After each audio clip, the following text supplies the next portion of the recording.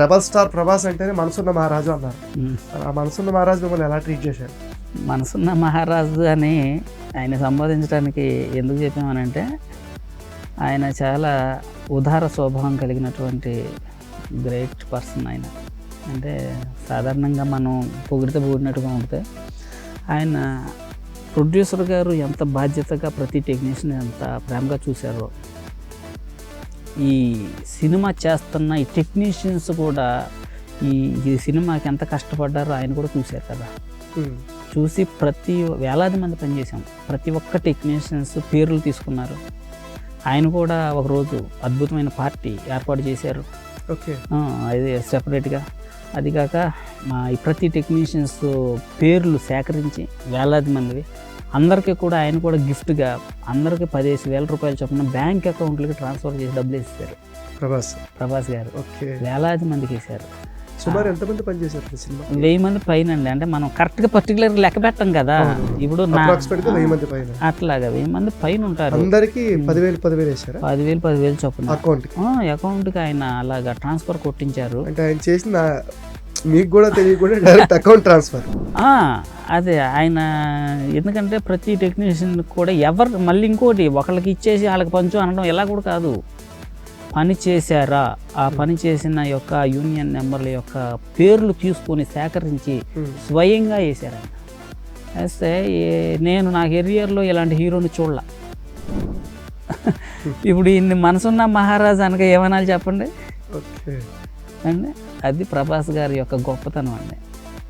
ప్రతి టెక్నీషియన్ గుర్తుపెట్టుకోవడం, తన కోసం పనిచేశారు, సినిమా కోసం అని. ఎంతో మంది దగ్గర పనిచేసాం. కనీసం బాగా చేసావా అని ఇంకొంచెం పరిగెట్టించి పని చేయించుకున్నారే తప్ప ఏ రోజున కూడా కనీసం ఇంటికి వెళ్తే కనీసం ఈ భోజనం చేయని డబ్బులు కూడా ఏ ఒక్క హీరోయిన్ కానీ ఏ ఒక్క హీరో కానీ మాకు ఎప్పుడు ఎవరు ఇవ్వలే. అంటే పనిచేసిన వాడిని ఎవరు ఈ కష్టజీవి కదా అనే మానవతా దృక్పథంతో కూడా ఏ హీరో కూడా ఇప్పటి వరకు ఎవరు కూడా అలాగ చూడలే. అంటే నేను చేసిన సినిమాలకి అది నేను, ఎందుకంటే ఆల్మోస్ట్ హీరోలు అందరినీ చూసా ఇండస్ట్రీలో, మొత్తం స్టార్ హీరోస్తో అందరినీ చూసా. టోటల్గా ఎంతో మంది, ఎన్టీఆర్ కావచ్చు, మొత్తం అందరినీ చూసా. అందరి సినిమాలు చూశాను, అందరి సినిమాలకి పని చేశాను. ఇప్పుడు పెద్ద పెద్ద అగ్ర హీరోలు అందరికీ బట్టలు కుట్టాను.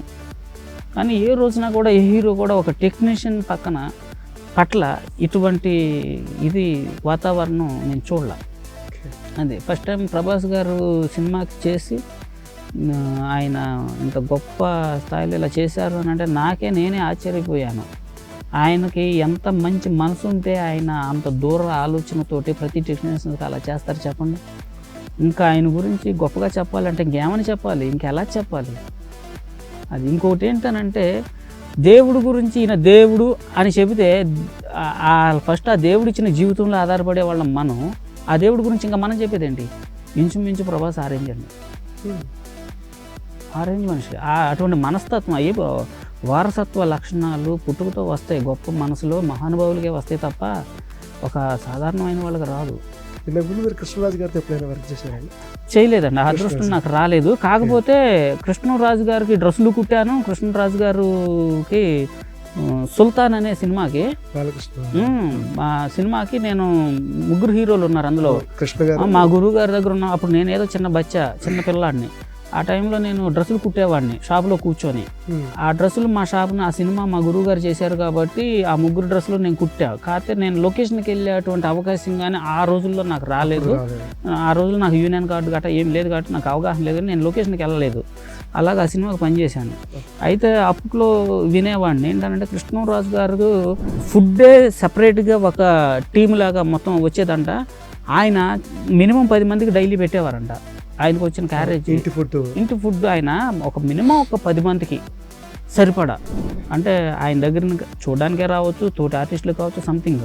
ఆయన వచ్చింది కూడా ఆయన ఐటమ్స్ చాలా ఎక్కువ ఉండేయంట. ఆ పేరు నేను వినడమే కానీ కృష్ణరాజు గారి గురించి స్వయంగా చూడలేదు.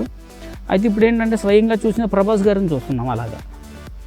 అది ఎందుకంటే వాళ్ళ వంశమే 10 మందికి పెట్టే వంశం.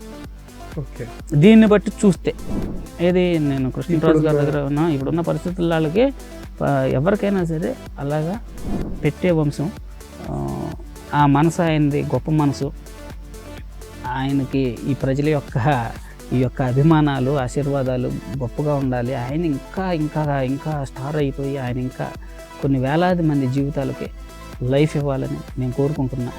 ఎందుకంటే నిజం చెప్పాలంటే ఆయన ఈ ఆస్తి నాకు చాలు అనే ఇంట్లో కూర్చుంటే ఇవాళ రోజున ఈ వేలాది మంది టెక్నీషియన్స్కి బతుకు తెరువు ఉండదు.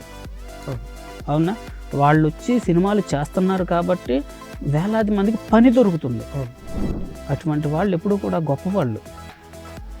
ఆ గొప్ప వాళ్ళ గురించి మనం దాన్ని చూసి ఆనందపడాలి, సంతోషపడాలే కానీ ప్రత్యేకించి గొప్ప గొప్ప అని మనం చెప్పాల్సిన అవసరం లేదు. వాళ్ళకి పుట్టుకతోనే ఆ లక్షణాలు ఉంటాయి. అది ప్రభాస్ గారు యొక్క గొప్పదనం అండి. థ్యాంక్ యూ మురుగేశ్వర గారు, చాలా ఇంట్రెస్టింగ్ విషయాలని నాతో షేర్ చేసుకున్నారు. ఇది ఇవాల్టి మెటా న్యూస్ స్పెషల్ డిస్కషన్ కల్కి గురించి. మరిన్ని interesting film discussions and film topics గురించి మీతో చేద్దాం. మీరు చేయాల్సిందల్లా please subscribe to meta plus and ఈ వీడియోస్ని మీ ఫ్రెండ్స్ అండ్ ఫ్యామిలీకి షేర్ చేయండి. మెటా ప్లస్ని సబ్స్క్రైబ్ చేయండి, సపోర్ట్ చేయండి.